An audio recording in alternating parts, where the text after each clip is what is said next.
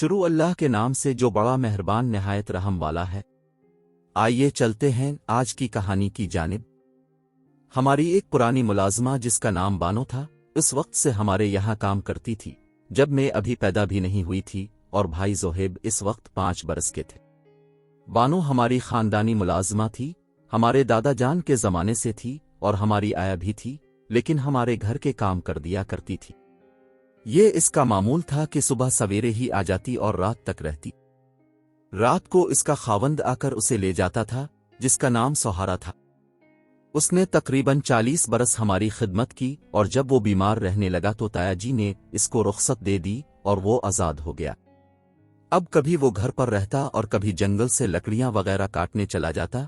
यूं उसके कुंबे का गुजारा किसी न किसी तरह हो रहा था। बानो की 4 बेटियां और 2 बेटे थे। जब वो काम करने आती उसके बच्चे घर पर रहते। सबसे बड़ी लड़की रुकैया बीबी अपने छोटे बहन भाइयों को संभालती और घर का काम काज भी कर रखती। ताया और बाबा जान की मुश्तरका जमींदारी थी, लिहाजा साल भर का खर्चा वो बानो को इकट्ठा गंदुम और चावल की चंद बोरियों की सूरत में फसल पर दे दिया करते थे। एक दिन बानो ने आकर बताया कि इसके शौहर की तबीयत बहुत खराब हो गई है, इसे अस्पताल ले जाना है। अब्बा जान फौरन सोहारे को अस्पताल ले गए। डॉक्टर ने बताया कि इसको कैंसर है और आखिरी स्टेज है, ये थोड़े दिनों का मेहमान है। जिस कदर इलाज हो सकता था ताया जान ने कराया, लेकिन इसका जो वक्त आखिर मुकर्रर हो चुका था इसमें किसी तरह की तौसी नहीं हो सकती थी, लिहाजा जितनी जिंदगी बाकी थी वो इतने दिन सांस ले सका और फिर इस दुनिया से रुखसत हो गया। इसकी वफात से 2 माह पहले बानो हद से ज्यादा परेशान रहने लगी थी। इसका मसला ये था कि बड़ी बेटी रुकैया और बेटे खैरदीन की मंगनियां हो चुकी थीं। वो चाहती थी कि शौहर की जिंदगी में वो इन दोनों बच्चों की शादियां कर दे। उसने ताया जी से तज़किरा किया। वो बोले ठीक है, तुम बच्चों की शादी की तैयारी करो और शादी के खर्चे की फिक्र मत करो, वो हम करेंगे। इस तरह सोहारे की वफात से पहले इसने अपनी बेटी और बेटे की शादी करा दी और एक बड़े फर्ज से सुबह दोष हो गई। इसके करीब अलमर्ग शौहर ने भी अपने बच्चों की शादी की खुशी देख ली। ये वट्टे सिट्टे की शादियां थीं। बेटी को पहले रुखसत किया और बहू की रुखसती 2 हफ्ते बाद लेनी थी कि सोहारा चल बसा। इद्दत की वजह से बहू की रुखसती में ताखीर पड़ गई कि वो खुद इसे लेने न जा सकती थी। इद्दत की वजह से वो हमारे घर भी नहीं आ रही थी। ताहम उसने सोचा कि बेटे को भेज कर देखती हूं, अगर वो लोग उसके साथ इसकी मनकूहा को रुखसत कर देते हैं तो घर का मसला घर में हल हो जाएगा। लेकिन रुकैया के सास ससुर ने अपनी बेटी फौजिया को इस तरीके से रुखसत करना मंजूर न किया तो रुकैया ने बानो से कहा, माँ अब जरा सब्र कर लो, मेरे सास ससुर का कहना है कि वो फौजिया को अब की इद्दत पूरी हो जाने के बाद रुखसत कर देंगे। मरने वाला आखिर तो उनका तायाजाद था। वो चाहते हैं कि सोग पूरा हो जाए तो उनकी बेटी अब के घर में कदम रखे। बड़ी बेटी के समझाने से बानो खामोश हो रही और उसकी बहू माँ बाप के घर में रहती रही। जब इद्दत की मुद्दत खत्म हो गई तो बानो हमारे घर आई। उसने अम्मा को बताया ये मामला है जिसकी वजह से वो परेशान है। इसकी बेटी तो उनके घर में बस रही है, लेकिन अपनी बेटी की रुखसती में वो लोग बहानों से काम ले रहे हैं। अब जबकि मेरी इद्दत और सोग की मुद्दत भी खत्म हो चुकी है, मैंने खैरदीन को उसकी दुल्हन लाने को भेजा मगर उन्होंने इनकार कर दिया है। वालिद साहब बोले, बानो बीबी पहले तो तुम खुद बहू को लेने जाओ। अगर वो लोग तुम्हारे जाने से भी उसे न भेजें तो फिर हम मुदाखलत करेंगे। अपने साथ 1-2 रिश्तेदार भी ले जाना, इस वक्त हमारा मुदाखलत करना दुरुस्त नहीं। रुकैया को माँ की परेशानी का अंदाजा था, लिहाजा वो भी अपने घर में परेशान रहती थी। जब भी मैं कि आती माँ से कहती कि मैं अब वापस ससुराल नहीं जाऊंगी। अब ये शर्त मेरे सास ससुर पर रख दें कि जब तक वो फौजिया को रुखसत करके अब के घर नहीं भेजेंगे, अब उनकी बहू यानी कि मुझे उनके घर ना भेजेंगी। बानो ने ऐसा ही किया, रुकैया को घर बिठा लिया। खैरदीन ने देखा कि रुकैया के मैके बैठ जाने से मामला खराब होता है तो वो अज खुद घर दामाद की शर्त को पूरा करने के लिए ससुराल चला गया और वहां रहने लगा। अब बेटा तो गया ही मगर शादीशुदा बेटी जो एक बच्ची की मां बन गई थी, मां के दर पर आ गई थी और ये परेशानी की बात थी। मां ने रुकैया को समझाया, बेटी अगर उन लोगों ने जिद पकड़ ली और तुमको लेने कोई ना आया तो उम्र भर मैके बैठी रह जाओगी। तब तेरी बच्ची का क्या बनेगा? यकीनन वो किसी दिन आकर उसको तुम्हारी गोद से छीन कर ले जाएंगे। खैरदीन सियाना लड़का है, आज न कल वो वापस आ ही जाएगा और हमको अकेला नहीं छोड़ेगा। मगर तेरा इस जिद में घर ना उजड़ जाए, लिहाजा तो अपने घर चली जा। माँ के समझाने से रुकया अपने घर चली गई। अब ना तो रुकया माँ से मिलने आती और ना खैर दीन आता।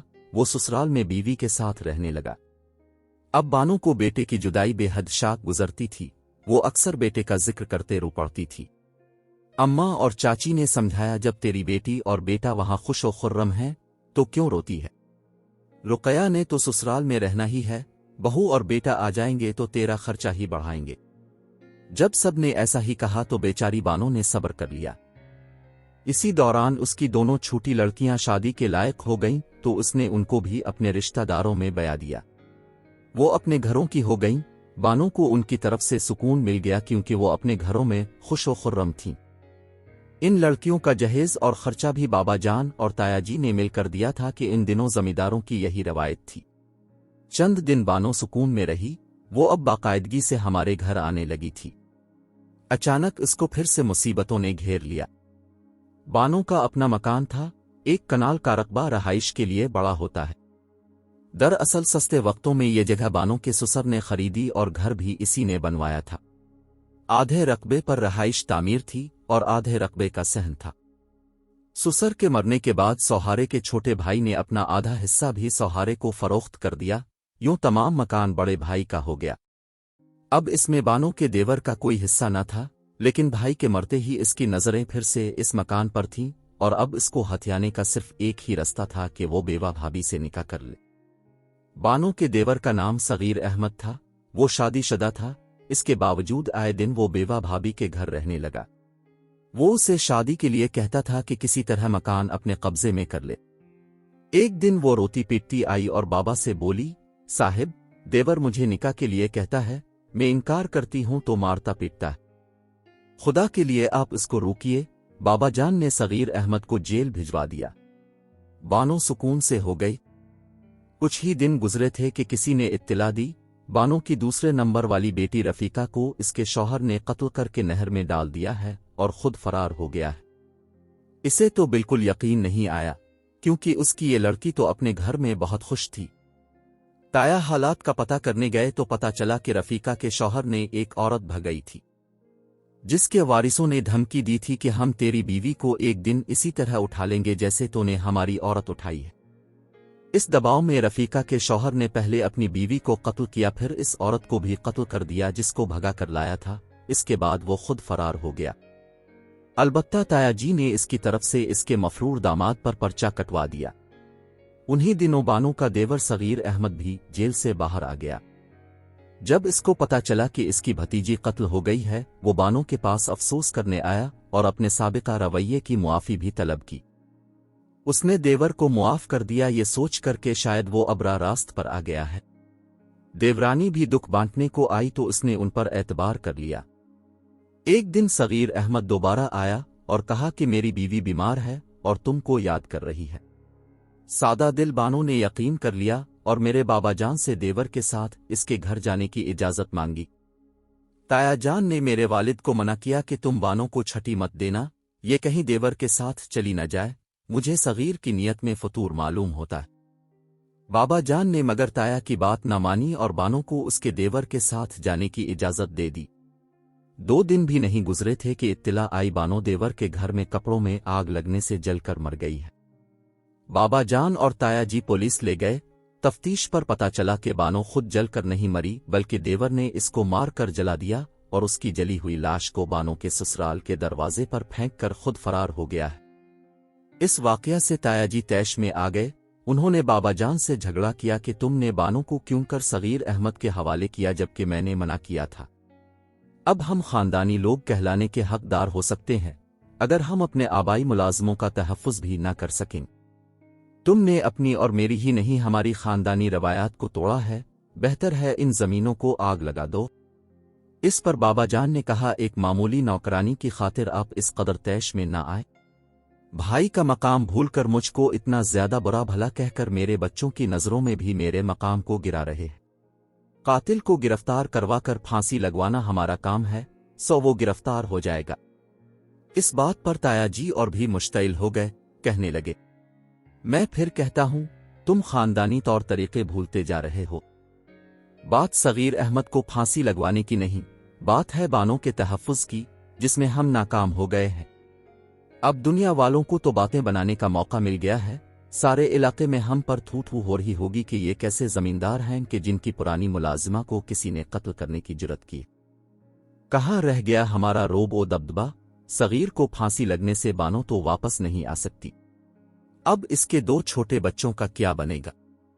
اگر وہ ہماری حویلی سے قدم نہ نکالتی اور ہمارے علاقے سے بھی باہر نہ جاتی تو میں دیکھتا کس کی جرت تھی اس کی جان لیتا۔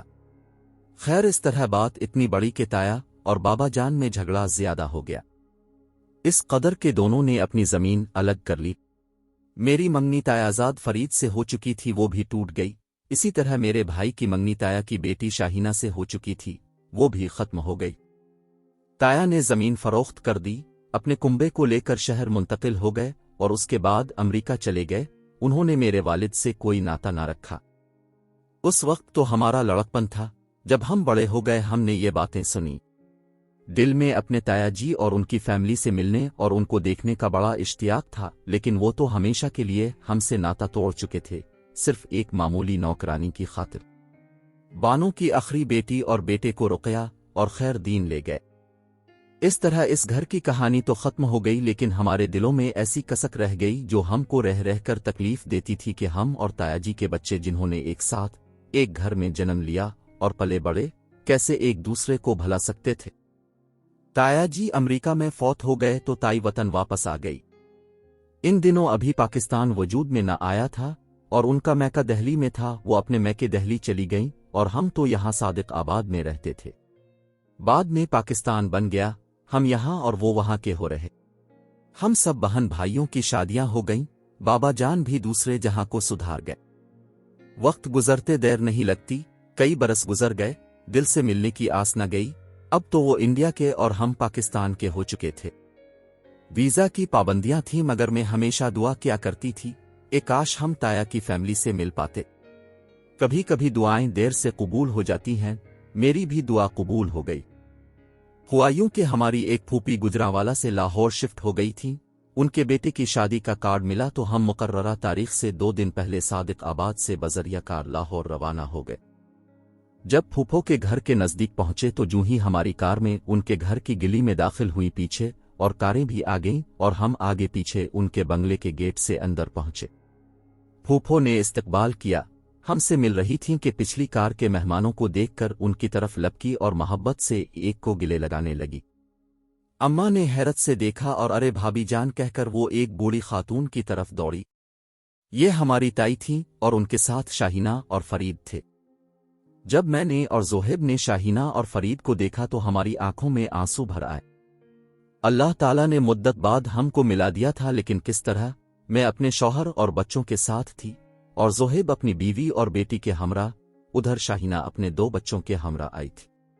ہم 2 کاروں میں آئے تھے اور وہ بھی 2 عدد ٹیکسی کار میں آئے تھے۔ اس روز مجھ کو خوشی کے ساتھ ایک نامعلوم سا دکھ تکلیف دے رہا تھا کہ اگر تایا جی اتنا غصہ نہ کرتے تو شاید ہم سب ایک ہوتے، لیکن نہیں، وقت کے اپنے فیصلے ہوتے ہیں۔ کوئی نہیں جانتا کہ آج جو ہے وہ کل ہوگا کہ نہیں، اور اس کی جگہ کیا ہونے والا ہے۔ اس دن میں سوچتی رہ گئی کہ پرانے وقتوں کے لوگ بھی کیسے پختہ سوچ کے مالک ہوتے تھے۔ جس روایت کو وہ مقدم سمجھتے تھے، اس کی پاسداری میں وہ بڑی سے بڑی قربانی دینے سے بھی گریز نہیں کرتے۔ ناظرین، ایسی ویڈیوز دیکھنے کے لیے ہمارے چینل کو سبسکرائب کریں۔ مجھے دیجیے اجازت، خدا حافظ۔